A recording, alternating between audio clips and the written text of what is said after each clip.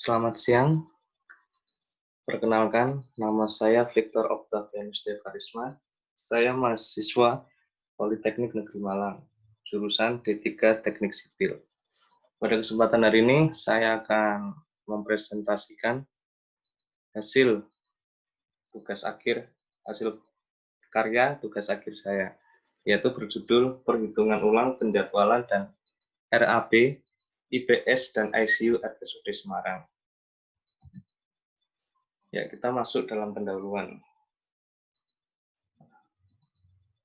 Di mana latar belakangnya yaitu di Kota Semarang sendiri, masyarakatnya banyak yang mengalami masalah kesehatan pada organ bagian dalam, bahkan harus sampai dioperasi. Melihat hal tersebut, RSUD Kota Semarang membangun sebuah gedung IPS atau biasa disebut instalasi bedah sentral dan ICU atau instalasi care unit, di mana bermanfaat untuk melakukan operasi dan merawat pasien dalam kondisi kritis tanpa harus keluar Kota Semarang. Mengingat pentingnya bangunan gedung dan besarnya biaya yang dikeluarkan untuk membiayai pembangunan IPS dan ICU terpadu, sangat diperlukan adanya pengelolaan dan pelaksanaan agar diperoleh estimasi biaya, alat, material, dan pekerja, agar proyek tersebut dapat berjalan dengan baik dan tepat waktu. Ya, dalam penulisan TA saya, di sini ada rumusan masalah, yaitu di mana saya mengambil 4 rumusan masalah, yaitu yang dimana permasalahannya akan dibahas dalam penulisan yang terakhir ini, yaitu bagaimana strategi pelaksanaan pada proyek pembangunan IPS dan ICU terpadu RSUD Semarang. Yang kedua, berapa waktu yang diperlukan untuk melaksanakan proyek pembangunan IPS dan ICU terpadu RSUD Semarang. Ketiga, berapa total anggaran biaya pada proyek pembangunan IPS dan ICU terpadu RSUD Semarang. Dan yang terakhir, berapa rencana kebutuhan sumber daya proyek pembangunan IPS dan ICU terpadu RSUD Semarang. Ya, untuk selanjutnya, dari sekian banyaknya masalah tersebut, saya membatasi ada 4 batasan masalah, yaitu yang pertama, perhitungan RAB mencakup pekerjaan struktur beton betulang dengan biaya total menggunakan pedoman ASPK Kota Semarang tahun 2019, yaitu meliputi fondasi, kolom, balok, dan plat, serta struktur atap. Untuk yang kedua, penyusunan metode pelaksanaan mencakup pekerjaan struktur beton bertulang terdiri dari fondasi, kolom, dan balok. Dan yang ketiga, penyusunan jaringan kerja menggunakan metode Precedence Diagram Method atau PDM. Dan yang terakhir, kebutuhan sumber daya yang dihitung meliputi kebutuhan bahan dan tenaga. Ya, untuk yang selanjutnya, tujuan dengan adanya laporan ini yaitu bagi mahasiswa diharapkan dapat, yang pertama, dapat membuat susunan durasi dalam penyelesaian proyek, dapat menyusun dan menghitung anggaran biaya sesuai dengan spesifikasi teknis yang ada. Yang ketiga, dapat menyusun penjadwalan berupa jadwal kegiatan, tenaga kerja, bahan, alat, dan biaya. Dan yang terakhir, dapat membuat strategi penyelesaian proyek.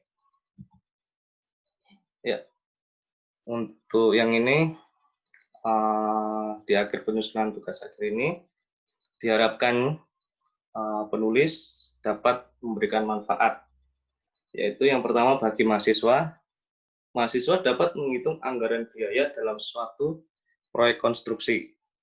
Yang kedua, mahasiswa dapat menjadwalkan kegiatan dengan metode bar chart dan PDM penjadwalan. Dan bagi institusi Politeknik Negeri Malang, dapat memperkaya wawasan pengetahuan sebagai bahan studi bagi mahasiswa dan juga sebagai pertimbangan mahasiswa yang mengerjakan tugas akhir atau skripsi. Ya, sekarang kita masuk dalam tinjauan pustaka, yaitu di mana diawali dengan penjadwalan proyek. Penjadwalan proyek menurut Ervianto yaitu adalah kegiatan untuk menentukan waktu yang dibutuhkan dan urutan kegiatan serta menentukan waktu proyek dapat diselesaikan.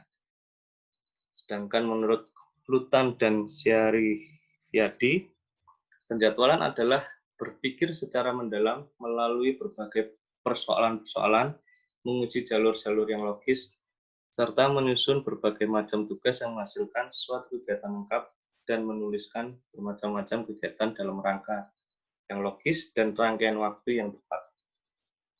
Kemudian ada pengertian manajemen proyek. Menurut H. Kursner tahun 1982, manajemen proyek konstruksi adalah merencanakan, mengorganisir, memimpin, dan mengendalikan sumber daya untuk mencapai sasaran jangka pendek yang telah ditentukan. Manajemen proyek meliputi langkah-langkah sebagai berikut, yaitu perencanaan, pelaksanaan, pengawasan, dan penyelesaian proyek.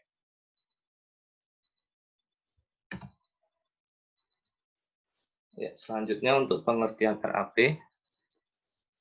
RAP atau Rencana Anggaran Biaya menurut Ervianto adalah perhitungan banyaknya biaya yang diperlukan untuk menjalankan proyek dari awal hingga proyek itu berakhir.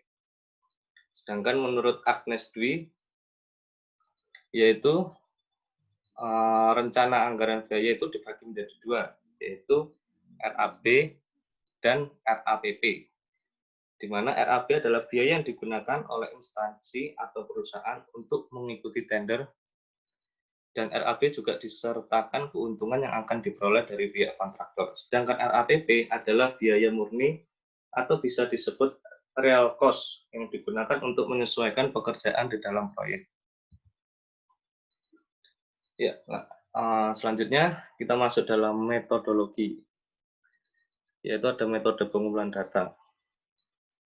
Menurut Sugiono tahun 2013, metode pengumpulan data adalah langkah yang paling strategis dalam penelitian karena tujuan utama dari penelitian adalah mendapatkan data.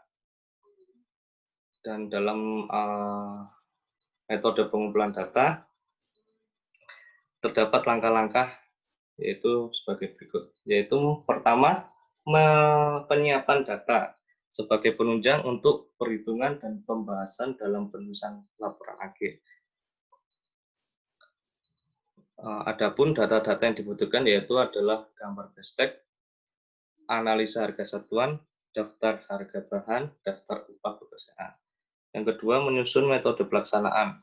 Dalam hal ini, penulis mengacu pada perencanaan waktu dan biaya. Kemudian yang ketiga, menghitung rencana anggaran biaya proyek. Metode ini mengacu pada gambar bestek dan spesifikasi yang telah disyaratkan. Keempat, menyusun rekapitulasi biaya proyek. Kelima, menghitung durasi tiap aktivitas. Keenam, menyusun jaringan kerja. Ketujuh, menyusun penjadwalan proyek. 8, menyusun korcat. Dan 9, membuat kurva S. Ya, ini adalah flowchart penyusunan laporan akhir dari penulis.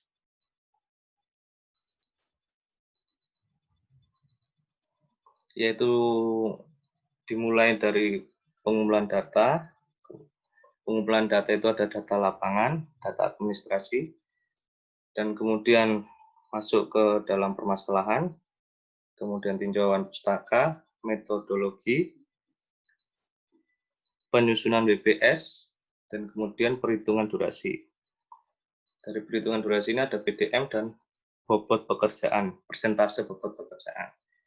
Kemudian masuk ke perhitungan volume pekerjaan, kemudian HSP atau harga satuan pekerjaan, RAP atau rencana anggaran biaya pelaksanaan, kemudian kurva S, dan masuk ke dalam penjadwalan SDM proyek, yaitu meliputi man, material, money, mesin, metode, pada akhirnya selesai dalam penyusunan laporan akhir. Ya, ini kita masuk dalam data perencanaan di mana gambaran umum proyek yang menjadi bahan buat penulis membuat TA. Ya, ini bisa kita lihat. Untuk nilai kontraknya yang sudah disepakati 59M, 373.554.000. Ini berdasarkan tahun anggaran 2017.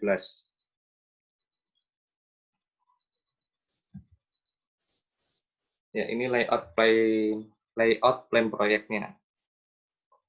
Di mana layout plan itu sendiri adalah suatu gambar tampak atas suatu bangunan dan situasi di sekitarnya, berfungsi sebagai penyusunan fasilitas operasi secara teratur dan efisien. Sehingga kita bisa lihat tempat proyek pembangunan gedung IPS ICU terpadu HSUD Semarang. Ya, ini salah satu contoh gambar kerjanya. Di sini ada gambar tempat depan dan lantai 1. Ya, kemudian kita masuk dalam pembahasan. WBS.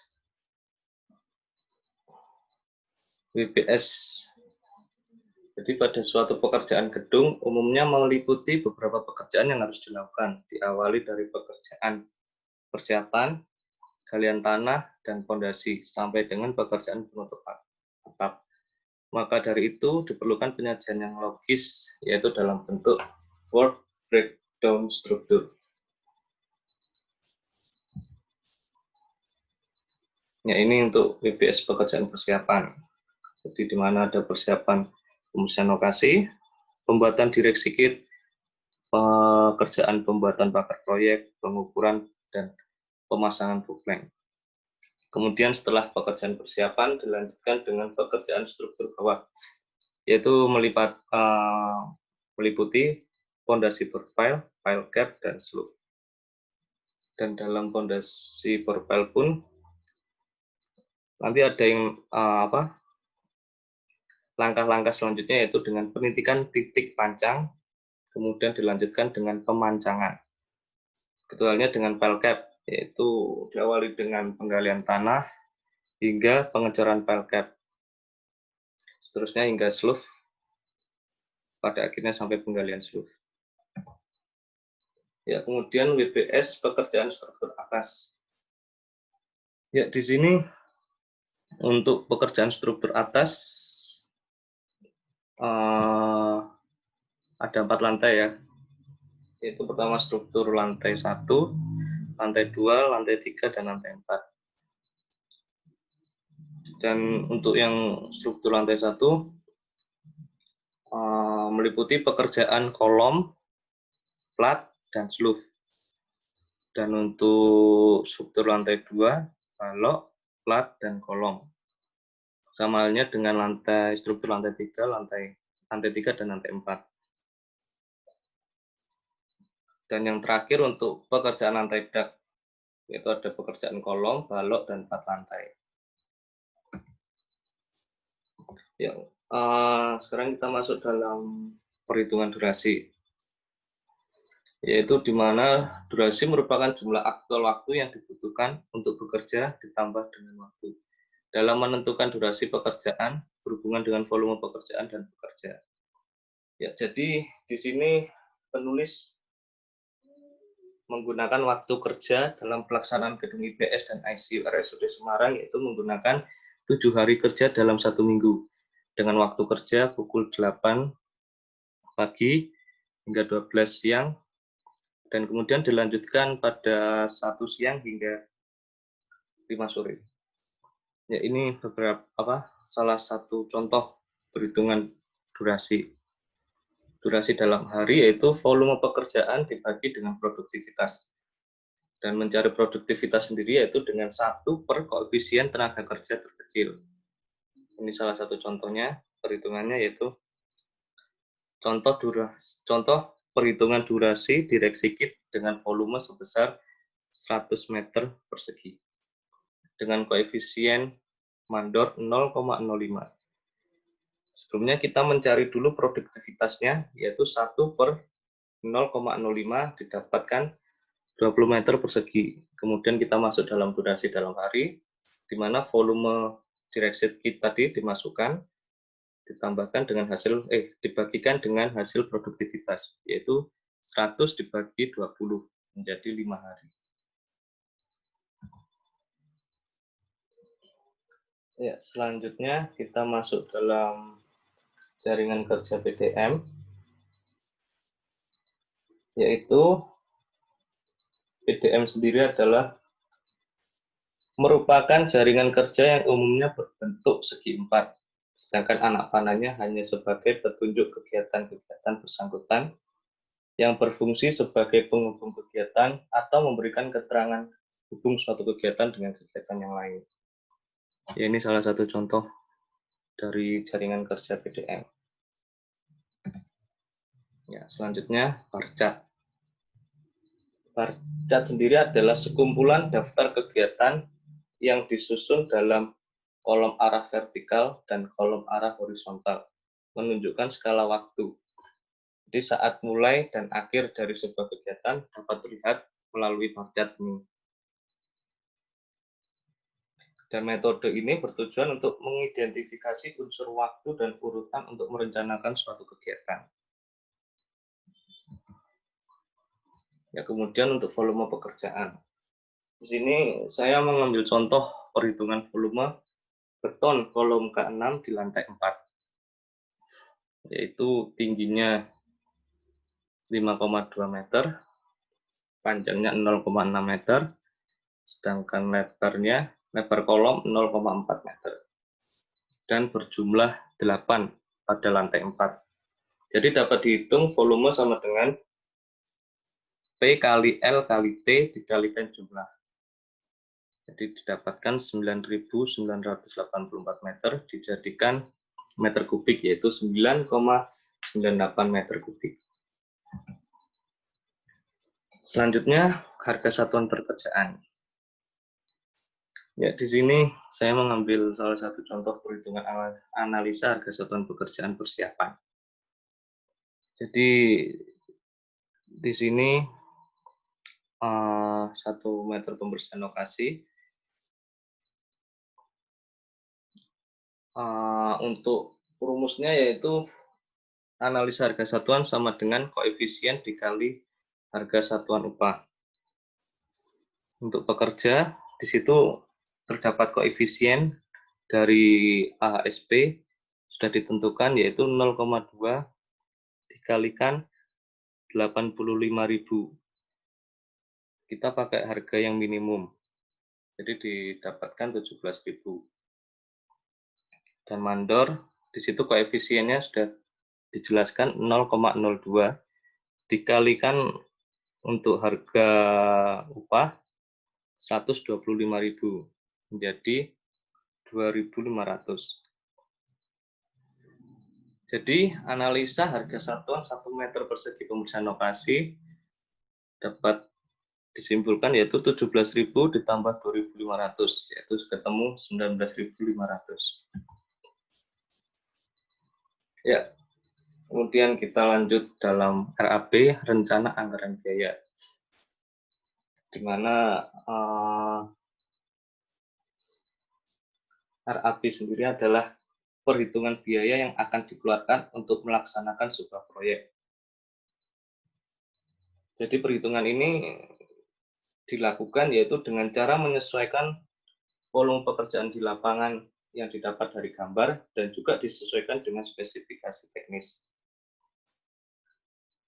Jadi di sini saya mengambil contoh pada pengerjaan pengukuran dan pemasangan booklet. Di mana volume pekerjaan dikalikan analisa harga satuan pekerjaan. Di situ sudah jelas sekali volumenya 225,4 meter dikalikan dengan harga satuannya 141.762,5 dan didapati 31.953.267,5 rupiah. Ya, selanjutnya kita masuk dalam kurva S, di mana kurva S itu merupakan kurva yang menghubungkan antara persentase pekerjaan yang dicapai dengan waktu pekerjaan. Dan kurva S itu juga sendiri dapat menggambarkan persentase bobot pekerjaan yang merupakan besarnya setiap harga subtotal pekerjaan dibanding dengan harga, sehingga dapat mengetahui berapa hari atau berapa minggu yang diperlukan agar pekerjaan dapat selesai. Ya, ini salah satu contoh perhitungan kurva S. Hasil dari perhitungan kurva S. Ya, kemudian kita masuk dalam penjadwalan sumber daya. Ya, jadi di sini contoh perhitungan sumber dayanya. Di mana saya mengambil contoh pada pekerjaan pemasangan plank, di mana volumenya 225,4, dan di sini yang dicari adalah berapa jumlah tenaga kerja pada satu hari kerja. Ya, ini dapat kita lihat seperti ini. Ya, pada akhirnya kita masuk dalam sebuah kesimpulan. Dari penyusunan RATP dan penjadwalan proyek pembangunan gedung IPS dan ICU RSUD Semarang, diperoleh kesimpulan sebagai berikut, yaitu durasi penjadwalan proyek menggunakan metode PDM dan menggunakan aplikasi Microsoft Project, didapatkan durasi penyelesaian proyek selama 120 hari. Yang kedua, anggaran biaya dalam proyek pembangunan gedung IPS dan ICU RSUD Semarang sebesar 22 Rp471.405.292 dengan menggunakan HSBK Semarang tahun 2019.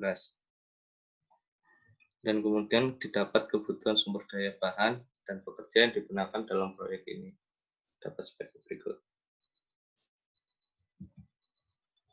Ya, pada akhirnya kita sampai pada saran, yaitu di mana perhitungan biaya ini menggunakan HSBK tahun 2019 perlu ditinjau pada bagian harga bahan dan pekerja dengan koefisien tetap. Yang kedua, perhitungan menggunakan Microsoft Project harus dilakukan dengan teliti dan PDM harus dipastikan membentuk kurva tertutup. Kemudian pada pembuatan kurva S mengacu pada bar chart dan Microsoft Project. Dan yang terakhir, dalam penentuan predesesor harus dilakukan dengan teliti karena sangat berpengaruh pada perhitungan durasi Microsoft Project tersebut. Ya, demikian presentasi saya. Terima kasih untuk perhatiannya dan mohon maaf apabila ada salah-salah tutur kata ataupun salah dalam perbuatan. Sekali lagi, saya mengucapkan terima kasih.